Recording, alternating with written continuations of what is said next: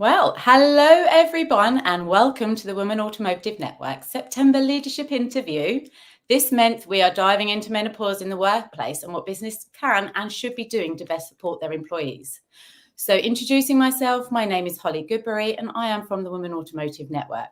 And before we start, I would like to thank those who have joined today for being here and also invite the audience to get involved, to use the chat function, ask any questions you may have on this subject. We aim to make this a conversation that's open and honest, where we can all share our best practices and experiences. So please do get involved and use the box to answer any questions that you may have. So today we are joined by Jane Custin and Sharon MacArthur, both who have a passion for promoting inclusive workspaces and creating positive business-focused conversation around the subject of the menopause.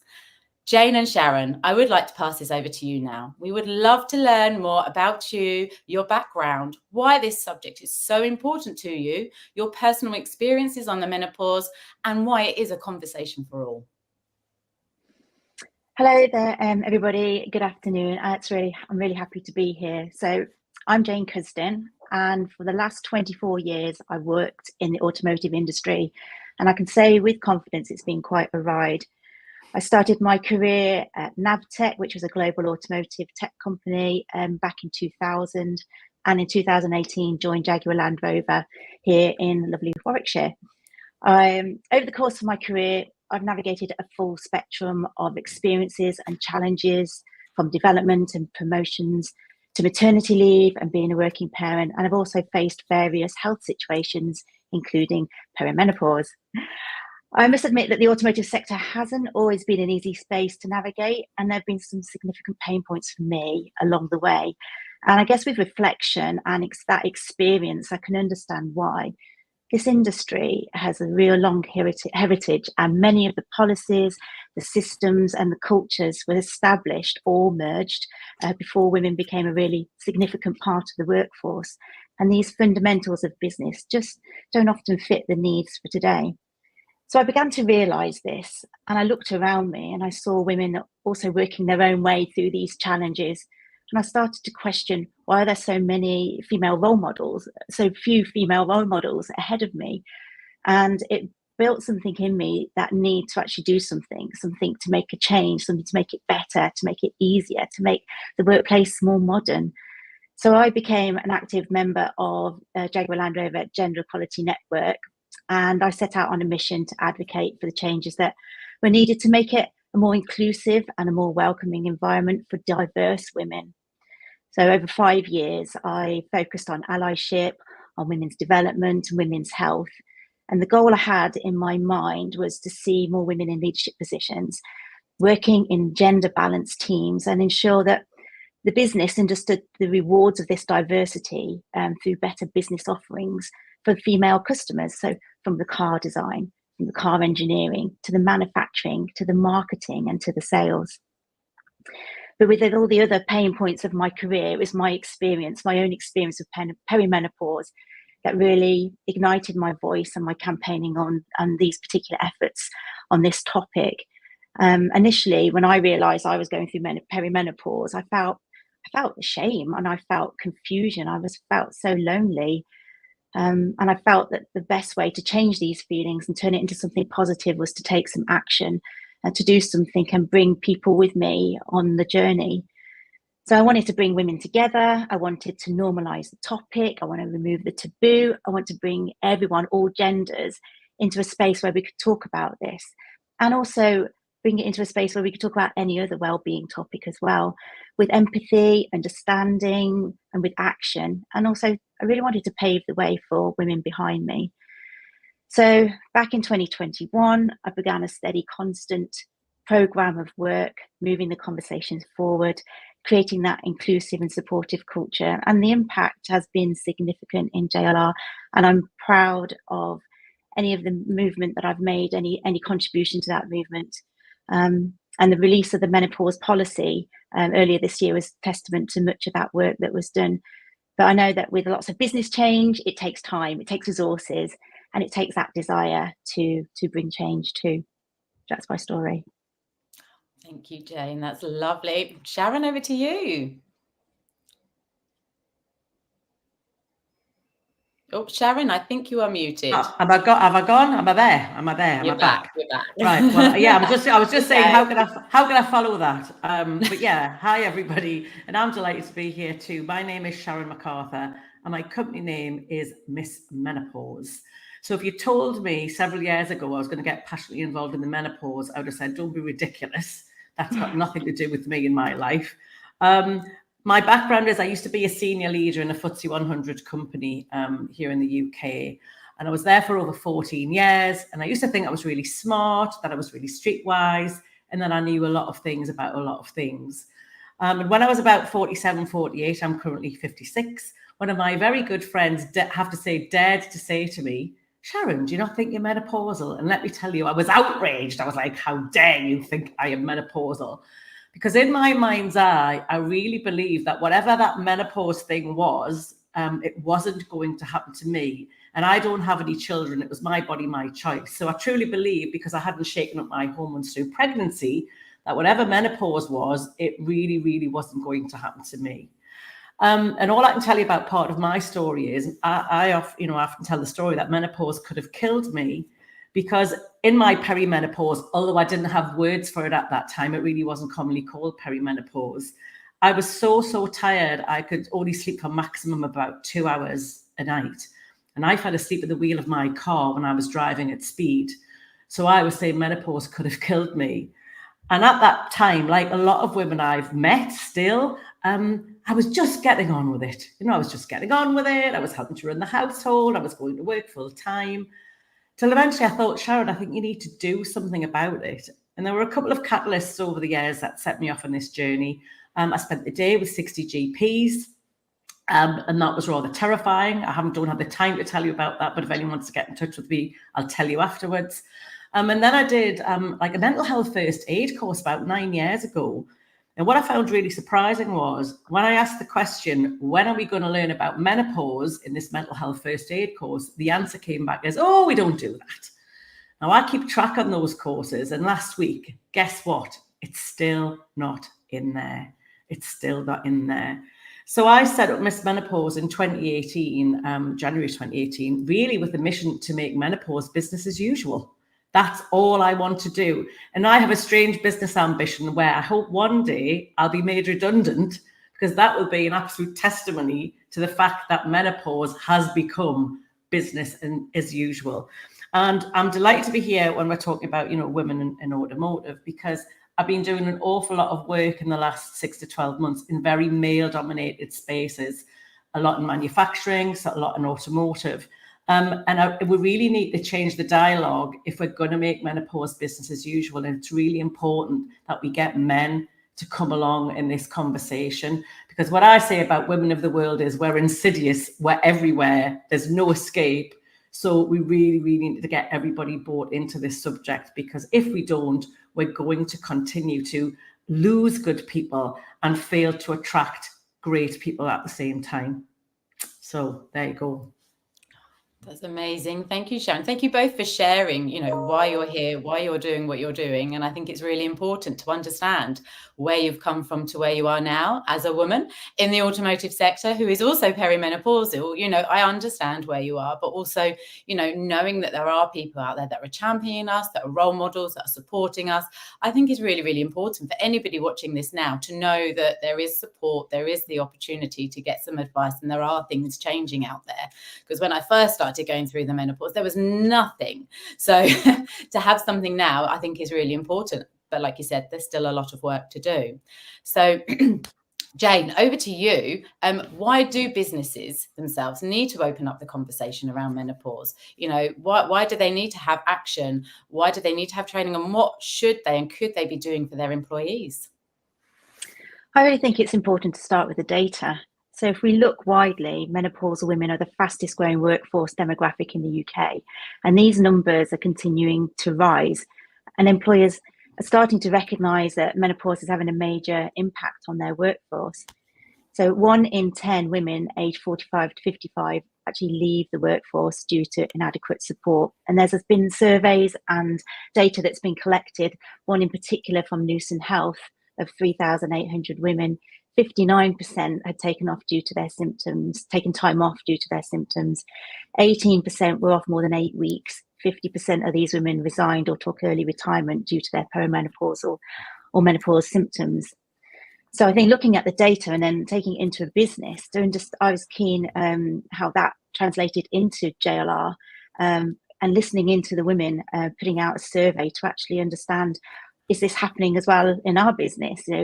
And the results came back that there are struggles with managing symptoms, getting the support from managers, and it is impacting the experience at the work and the career progression. These are women that are in the prime of their career, stepping back, leaving, not progressing through those leadership positions.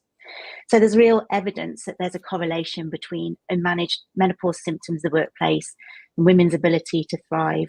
And that has a huge financial impact on companies and also to the UK economy as a whole.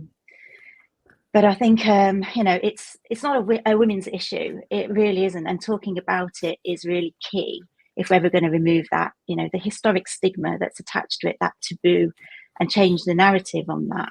And it's amazing what's happening in society now, that there are trailblazers, Davina McCall, Caroline Harris, Dr. Louise Newson. There are many that are changing the thinking around and removing some of those taboos in society.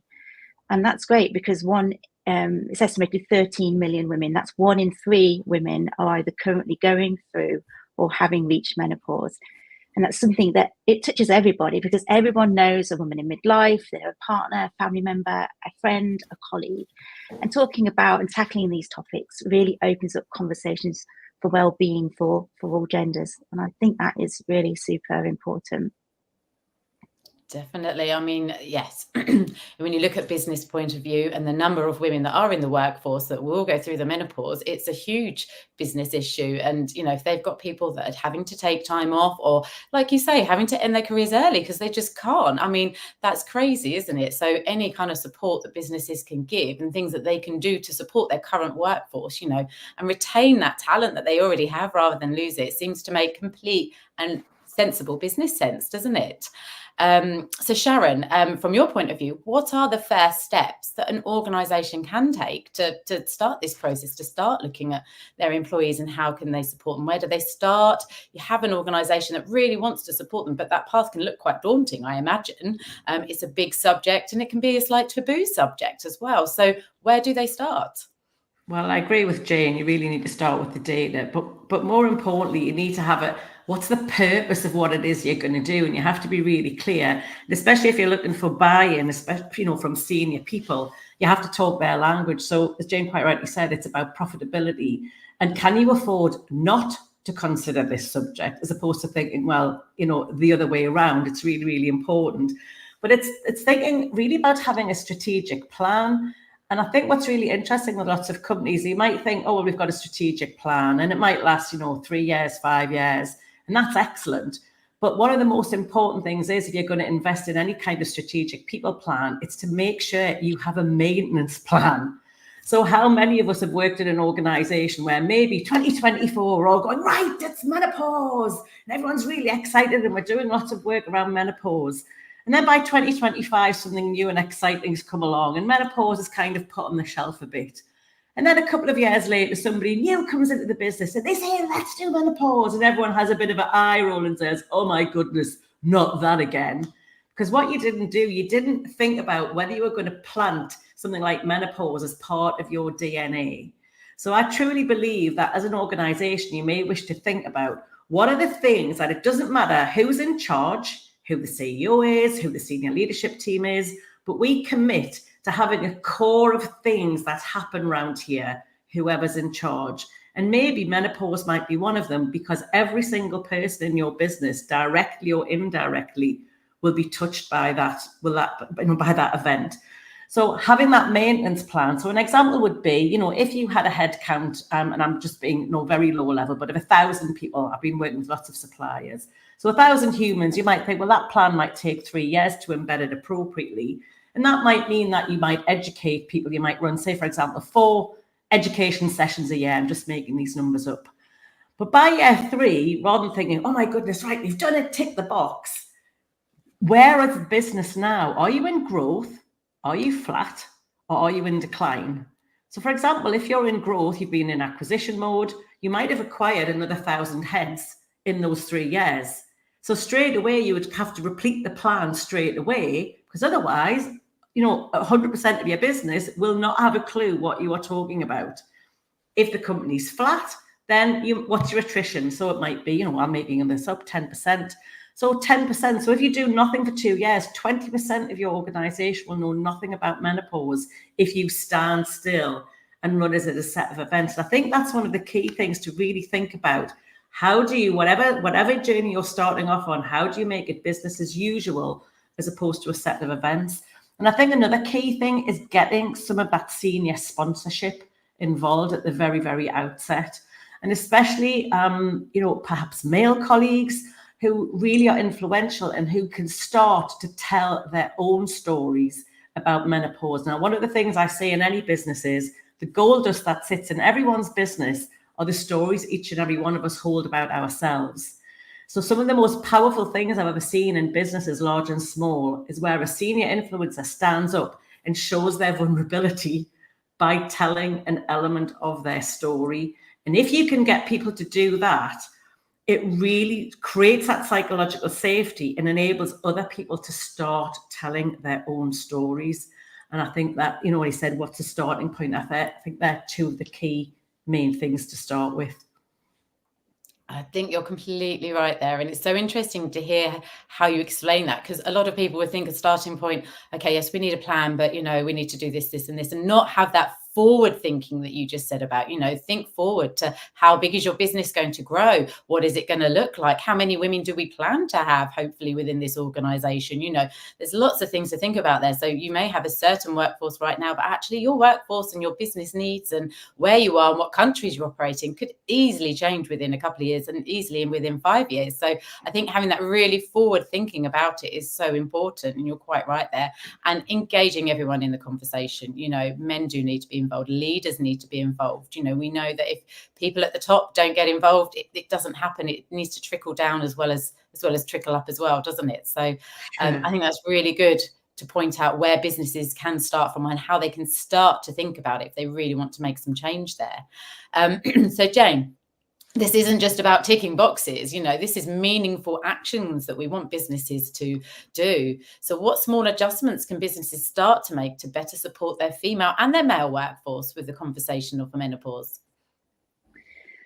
For me, I think conversation is really key, and it's equipping the people managers with the information and the education that they can use as that foundation to build on with their own curiosity and their own research. So it's a real desire for managers and people who are involved with other people to be proactive, and then when there are conversations that happen, for managers to understand that they don't actually need to be an expert. They don't need to be an expert to help someone and show that they care. They also don't need to fix the issue, but they do need to have that awareness, and they do need to create a culture in their team so that supportive conversations can happen. And then guidelines, policy, other resources in the business that are useful in providing best practices for how to have that wellbeing conversation and give practical examples of adjustments. But most women will know what adjustments they do actually need to manage their symptoms. But it's in the gift of the manager to be able to do those straight away without the need of occupational health or HR. So, an example would be, psychological symptoms, if there's memory loss or memory problems or difficulty concentrating, then it could be as simple as having some protected time agreed, in the diary without interruptions. It'll help bring that focus back. Or if there's day sweats or hot flushes, facilitating ordering of a fan or additional uniform, ensuring access to cold water and facilities. These really are within the gifts of the manager if they take the time to understand what is needed, and to actually have a broad thinking, because menopause can affect us all, everybody. So for a partner too, it could be that there's additional stress in the household, that we could be talking to a peer or a colleague, or to a male who has got a partner who's having difficulty sleeping at night, so there's impact on them as well. So there's a real open openness to thinking about what kind of conversations you could have and creating that environment and that understanding and awareness. So it's really important to, for managers to have that, come at it from that angle, but also, continue the care. It's not a one-stop conversation because, symptoms change and needs change. So that continuation of care is really important. And also, I would say that people don't need to be a line manager to be an active ally. An ally for menopause. There's so many things that people can actually do. Getting comfortable with the terminology, period, menopause, saying them out loud in the workplace. Why not? Let's get comfortable with these things. Make the effort everybody can make the effort to understand the basics. There's events often run in businesses by networks. Do your own research. Ask women around you if there's to tell their story. Initiate a conversation. Also, know that menopause can happen in so many different ways as well. It isn't just women of a certain age. This is, there's so many other ways that, menopause can come to women, surgical or premature menopause. These are things that we can become aware of. And we know that, diagnosis from doctors can be hard. Access to HRT can also be really hard. There's lots of things we can do, just as standard in organising meetings. Don't organise them in small and ventilated rooms. Make sure that there's breaks during drive events. These are just really thoughtful things that we can do for everybody. So, I think that being an active ally in the workplace, leave those menopause jokes back in the 70s and call them out if you hear them as well, because it's not okay to talk about menopause in that way either. So, I think that there are many things that we can do to support those conversations. It's the gift that keeps on giving. What can I say? Oh, dear. Bless. I mean, it can be a really tough time for a woman, can't it? I understand from going through menopause extremely early in my early 30s that, it's not a fun experience and there wasn't much support, or who do you talk to? All I had to talk to were older women in my workplace that I don't think I felt comfortable talking to about with them, because it felt to me like a thing that I shouldn't be going through. So by listening to these open conversations with everybody, men and women, leaders, managers, anybody within an organization, I think is really key. And what you've just said there, businesses can support all of their employees, however they may be impacted it, as a woman, as a manager, as a fellow colleague, just making sure that your colleague is okay. And I think the key thing really was there that speaking openly, periods, menopause, all of that, they're not dirty words. They are just words. They're like medical terms or whatever you want to use. They are normal words that we can talk about, and we should be talking about them every day. 10 years ago, if you're asking for a tampon for somebody, you would be, oh, excuse me, have you got one? Whereas now you would openly in the office say, right, can anyone help me out today? And that's where the conversation is shifting, and it definitely needs to continue shifting in that direction without a doubt. Being open and having everyone involved seems to be really, really important in this. So following on from that, Sharon, what can employees do to best support the change? So this isn't just for businesses to react to. Individuals are a part of the process as well. What is it as an individual within an organisation we can also do as a male or female employee? Well, I think being open to education, being open to learning what menopause is about. And I think, when you talk about menopause, women could spend now up to a third of their lives in menopause. And I think a lot of people don't appreciate, once you're menopausal, you are menopausal for the rest of your life. And a lot of people, especially in manufacturing, they love a process, don't they? And the thing is with menopause, it does not follow any process route. So symptoms can come and go, and you may have them for the rest of your life. You may never have any symptoms of menopause. And I think the thing is, it's being aware that you are menopausal for the rest of your life. So an example would be my mum at 75 last year hadn't had symptoms of menopause for 20 plus years. Last year, she started to get hot flushes again for the very first time in 20 years. So I know exactly. So a gift I'd like to give everybody is this, and it's a really important gift, and you can use it yourself, or you could give this gift to a colleague, a friend, a family member, whoever that might be. And here is the gift. Is the menopause negatively impacting the quality of my life or of your life? And if anybody answers yes to that question, doing nothing shouldn't be an option. And I think that's the thing that still makes me most incredibly sad in all the years I've been doing this work, that when I ask most women, so statistically, 8 out of 10 women will tell me that they've had some kind of symptoms. A further 1 in 4 will say, it's been horrific, Sharon, it's been terrible. I always follow that up with, what are you doing about that? Guess what the majority still say? Absolutely nothing. So when you talk about what can you do, well, I think more importantly, it's a bit like the advert says, did you know it's because you're worth it? And I really want, everybody, and especially women who are menopausal, to think really more deeply and care even more than they do now about themselves. I would say as a species, womankind, we're pretty rubbish at caring for ourselves. We're caring for the kids, we're caring for families, we're running households, we're working full time. And when I say to women, what are you doing? I kind of say, well, I'll get to that at some point. So when you talk about a business, absolutely there's an element of duty of care from every business out there. And if you're a line manager, there is indeed an element of duty of care. But I would say, should the biggest duty of care not perhaps sit with me, the individual?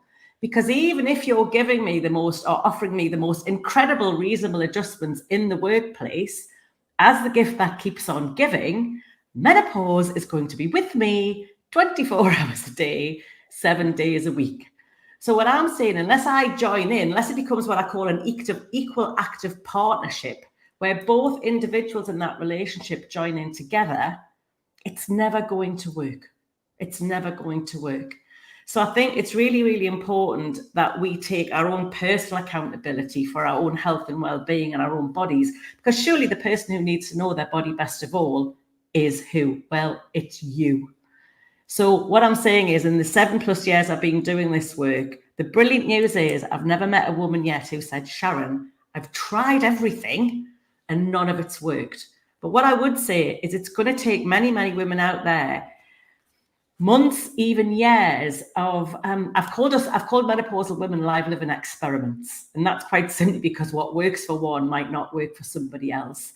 So it becomes a complete and trial and utter experience of what you're trying to do, and what works for you may never work for me. But the brilliant news is I know that you can manage menopause, and menopause is to be managed, not endured. You do not get a prize for doing nothing. And that's really, really important. So doing nothing shouldn't be the option.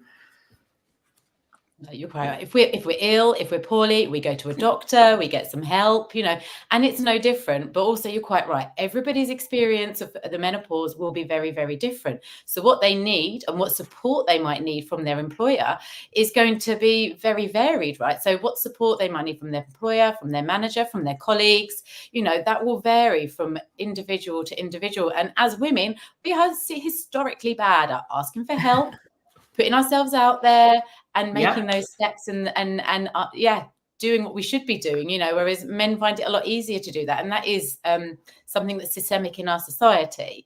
So with the menopause, it's the same again. And I think we've, for a number of years, been made to feel like we can't talk about it openly, certainly not in the workplace when there's men around. But, we feel like, I don't know, like a shame about it, which we shouldn't. It is normal, it is natural. You wouldn't feel shame if you were pregnant, would you? You'd be openly blossoming and blooming and talking about it and excited about it. We may not be as excited about the menopause, but we should still be talking about it and talking to our colleagues, talking to our friends, and making sure we're looking after ourselves properly. And that is so, so key, because otherwise, if you haven't done everything to try and support yourself, then how can you go to your employer and say, well, you haven't done enough? We need to look after ourselves too at the same time, don't we? So moving on from that one, like, Jane, how is it that women should be expecting from their employer? Like, what is it they should be expecting from their leaders, from their managers? And then if they're not getting the right support and they have genuinely asked and put themselves out there, what can they do from that point of view? Well, I think it's really important. It's really key what Sharon was just talking about, really. I mean, we don't often, put ourselves forward. And there are women also that don't want to talk about it in the workplace. And I've come across with my conversations, there's so many different angles. Some women don't want it to be talked about at all in the workplace because it makes women look weak. I've been approached by men that don't want to hear about it because we're in a workplace and we're here to work, not talk about these things. So there are barriers to progress as well, and there's sometimes different things, different challenges to for women to overcome, to be able to ask for that help. Once they realize that they do need the help and they're helping themselves, and then they need additional help, actually coming forward and asking. And there were new challenges around wanting to talk with maybe younger leaders. So younger leaders, managers now that perhaps haven't got that lived experience, and there's like that embarrassment and that stigma is still there.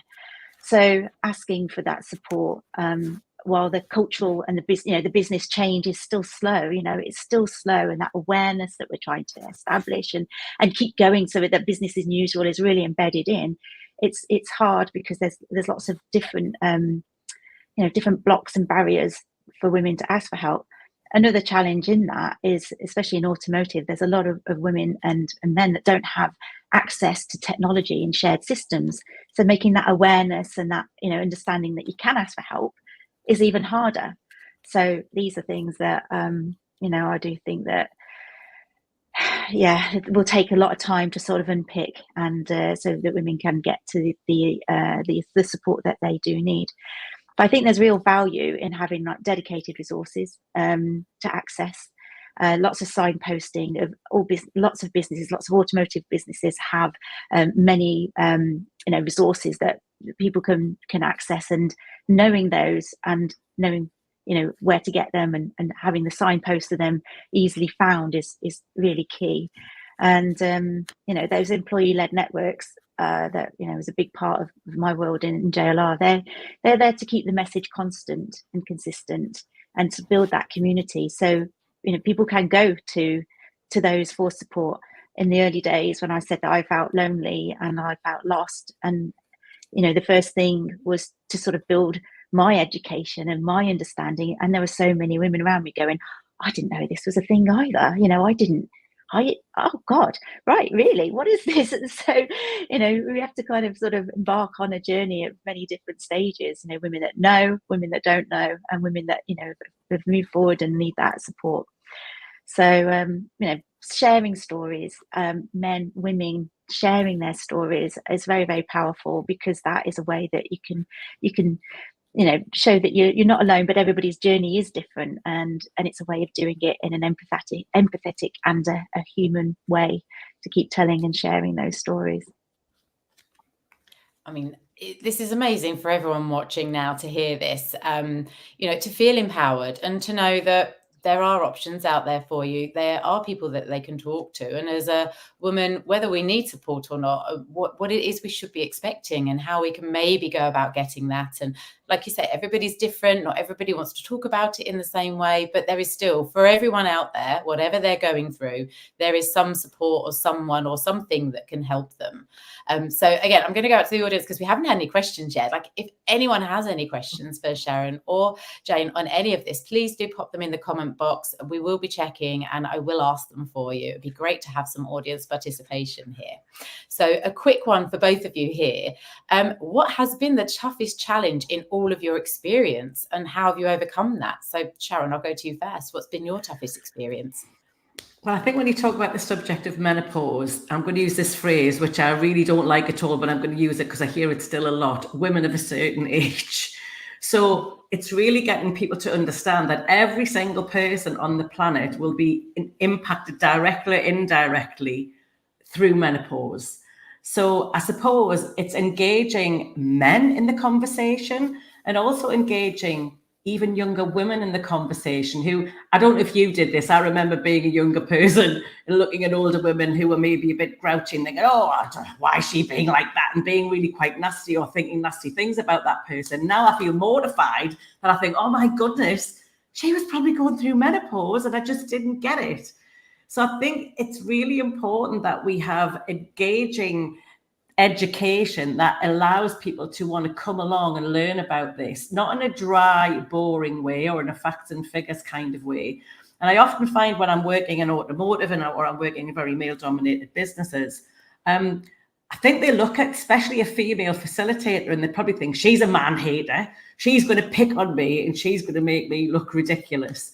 So I guess it's really toning down and making, I call it the room that the room of trust is what I call it when people come into the room. And there's no such thing as a daft question, which means you can ask whatever you want. There'll be no judgment here. And if you can learn as much from me as I can from you, as we can from each other. And I get people working in groups and so they're learning from each other. So you might sit with a colleague who starts telling you a story about themselves, about their wife, partner, or girlfriend. And that might encourage you to open up a little bit about your story. And now you're just talking. But I'll tell you an interesting story when I talk about, trying to engage young people. So it was a younger woman came to one of my sessions not too long ago, and she was very quiet throughout most of the session, because we know, don't we, that statistically women are having children later in life. We know that's a fact. And we also know that young people, especially in the UK, are finding it really hard to leave home because it's too expensive. So this young woman said, when I was leaving, for home from work this morning, my mother threw a butter dish at my head. And I was like, well, that's not a common symptom of menopause that I've come across.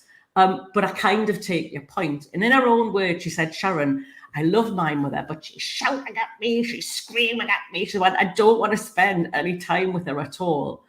So what she was able to do, having come to a session around menopause, was go home and have an open, honest adult conversation with her mother. And what's really interesting about menopause is often we will spot signs in others long before they spot signs in themselves. So she was able to go home and talk about what she'd learned that day and encourage her mother to go down what I call a medical route. So her mother ended up on hormone replacement therapy, HRT.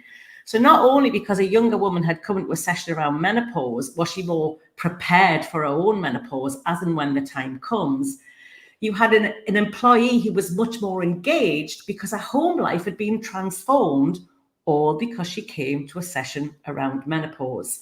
So really, I want you to think about how menopause has tentacles that reach into the corners of every single person's life, and that this information can't harm anybody in your workplace, but it actually could help everybody in your workplace at some point in their own lifetime, whether that's them directly or indirectly. And it's really, really important that we expand our mind and be much more sophisticated in our thinking to appreciate this isn't just a woman's issue. It actually belongs to everybody. Because think about also when you're talking about engaging men in the conversation, what about those male colleagues who are going home to wives, partners, and girlfriends who are no longer sleeping? What health and safety risk is that if you have drivers, machine operators in your business? What health and safety risk are they? And then you might have male colleagues who are telling you they're anxious, they're worried, they're concerned. And the reason is their relationships are falling apart at home. And so just before Christmas, I met a guy, and I'm going to say it's a bit of a sad story, to be honest, because he came over to me and said, Sharon, can I shake your hand? I said, well, COVID's not quite over, but go on, I'll let you. He said, when you were talking, he said, I had light bulbs going off in my head. He said, but I feel really quite sad about it, that I feel like I really should have met you 3 years ago. Because he said, I think it's the reason my 27-year-old marriage has ended, because I didn't know anything about it, and neither did my wife. So this information can save relationships. It can actually save lives. And that's why I remain so completely passionate about the subject, because this is a subject for everybody. Honestly, your passion comes through, both of you, and why you're doing it, and the experiences you had personally, but also the people you've met along the way, and the experience and then they've had and they've divulged to you, and you've seen it firsthand. You've seen people struggle. You've seen that they've needed support and assistance. So being able to be in your position and be that person to offer it must be a really lovely feeling. We've actually had a question come through from the audience, so I'm going to ask you that, because Anne Sheldon has asked, what advice would you give to those trying to get their business to establish policies to support women going through menopause but are struggling to get traction and support? So I think we touched on it slightly before, but I mean, are there any key things or key places that people can go to if they're really struggling with their business to get them to get on board with this, basically? Well, I can sort of. Oh, sorry. I was going to say I can just sort of link that to my answer there on the biggest, the toughest challenge, because the it's about that systemic change, right? So it's about creating the business case and taking it back to, the reasons why the business needs to think about this, and looking at the data and bringing that to be very relevant for the business that you're in. And that you can look at the macro environment and what's going on, but to bring that back into the business and to translate that, if you can get the senior leader buy-in, then that would be the game changer. That's what happened, very much at JLR.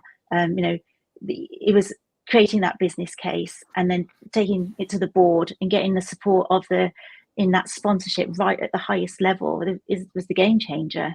It was a very slow process up till then, but to make it really relevant, to really make it human and understandable, and and say we can't afford not to do this.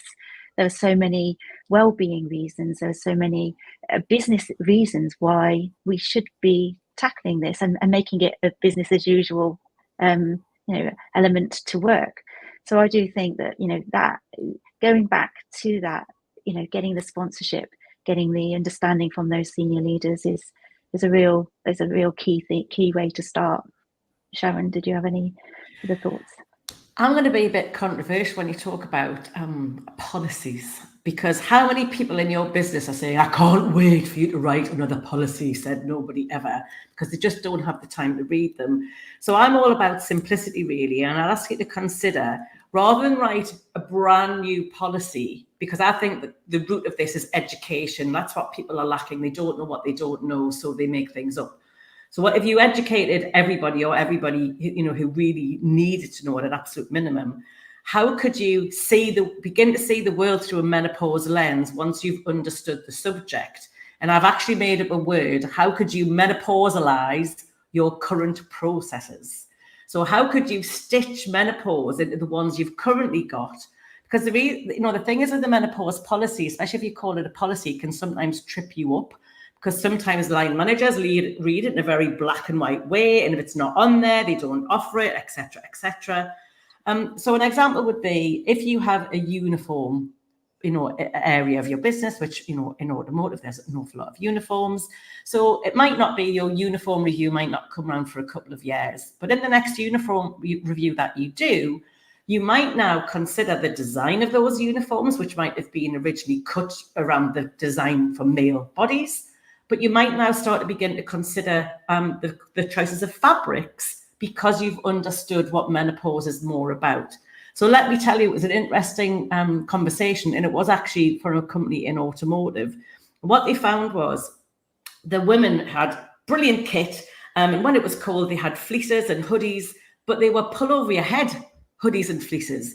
So the women, because you actually alluded to it, Jane, you said, ask your people. The women were kind of saying, well, this doesn't really work for us on, when we're doing on the lines, whatever they were doing.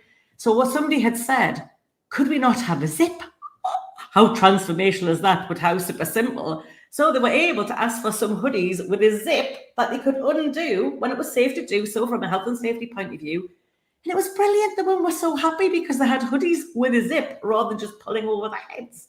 So simplicity is the real key here. How are you going to get buy-in and how are you going to get engagement? So rather than think about creating more work, more policies, how can you stitch it into the ones you currently have? So return to work would be another idea. So I'm sure lots of you have return to work policies and processes. So if somebody's absent, if they're late, what have you. So imagine if you were to stitch menopause into those policies, it gives your managers and leaders the root cause or the reason behind that absence, lateness. And so it starts to join things together rather than push them apart. So if we can help people to see what's the same, not what's different, you get so if they're talking about mental health and well-being, menopause, the number one symptom as often cited to me is anxiety. So if we can stitch them together, you stand much more chance of getting that buy-in from senior leaders who are hopefully thinking, well, it's less work than I thought. And also, therefore, watering down into your people thinking, oh, right, I don't have to be worried because I'm doing that already. So that's what I'd like to say about it. Don't create more work for yourself if you don't have to. I think that's really important to look at as well. Yes, policies are important and we do need them. They have a place and they have a reason. But also, if you've got 100 different policies, who is going to read all of those? Who is going to necessarily understand all of those? And I think both of you have said it very clearly. Communication is key and getting the buy-in from everybody. So yes, a policy or stitching it into another policy, I think is very important. I think businesses need to have that because they're holding themselves accountable by having that there. But at the same time, then where you can't just do that, tick a box and you're done. It's about the training that you give to your employees, the training that managers has, enabling managers to be able to be confident to make those reasonable adjustments for their employees, whatever it is, whether it's relating around menopause or whether it's relating around something else. We need to empower our workforce to be able to support the employees as best as possible. And by empowering them, it's a trickle down effect. Everyone feels more confident, they're happier in their workplace. And as we all know, retaining talent right now is a really key thing, especially in the automotive industry where things are changing. People are going off, to brighter and better things within the tech industry and all sorts of things like that. Things keep changing and people keep moving around. And, you want to keep, if you have talent, you want to keep it. And so by doing all of this, I think, it's so important. I'm really conscious that we're kind of running out of time now. And I know we had a few more questions left and there's another question from the audience. So we'll make sure that we answer that question directly to that person that's asked it. So thank you for that question. And I know that we had a couple more things that we wanted. So very quickly from both of you, what are your top 3 tips you would recommend to any organization to start in this journey? Shall I go? I would say plan it, keep it simple and have clear accountabilities. So it's not just a management group that have to do all the work or your people, that people know they're in it together. So there you go. Short and sweet from me. That's perfect. Jane? For me, I would say that going back to that senior sponsor in the business, someone who's a great role model, keeps the conversation alive, keeps people accountable, set some goals and design what success and change looks like in the organisation, how it could be measured and how that links back into the scorecard and those business objectives, business outcomes. And then make topic interesting, make it about the other people, they need to take action. That's the key thing. Some people don't underestimate what people will not do because they don't know what to do. So giving simple actions and ideas is really very powerful to making steps towards that change. I think they are great tips and great advice and things that we as employees and then businesses can really take on and start to make actionable. And it's good to know that there are companies out there doing it. And it's good to know that there is support for employees and companies who want to start this process. It's clear from our conversation, it's key to have everyone from every level involved in this conversation. All of us can be affected and we all need to have an understanding and we need to be able to adjust how we talk about it and what that conversation is like, depending on the person, depending on the environment. But still, everybody needs to be involved. Understanding, especially as a leader, to be able to provide compassion to your team, make reasonable adjustments and be empowered to create a supportive and welcoming place for their employees. Like I said before, staff retention is high on companies' agendas right now, and maintaining a happy workforce is now more than ever so important. So creating a space to have these conversations by businesses, I think, from what you have both said, conversation is the word that keeps coming up. We need to have that conversation. So I'm very conscious that we have gone slightly over time, but it leaves me to say thank you to both Sharon and Jane for joining us today and giving us a really positive and clear insight into the menopause in the workplace. And thank you to everyone who's joined us today. I hope you got a lot from this discussion. Jane and Sharon have kindly provided us with some resources that we will share after this live interview via our LinkedIn page. So please do keep an eye out for that, and we will post that on there. And if you would like to know more, you'll find it here. As well as this, please go and connect with Sharon and Jane on LinkedIn. Get in touch if you or your business has a need for support in this area. And lastly, what is next for the Women Automotive Network? Well, excitingly, in 4 weeks' time, on the 8th of October, we will host our European Summit in Stuttgart.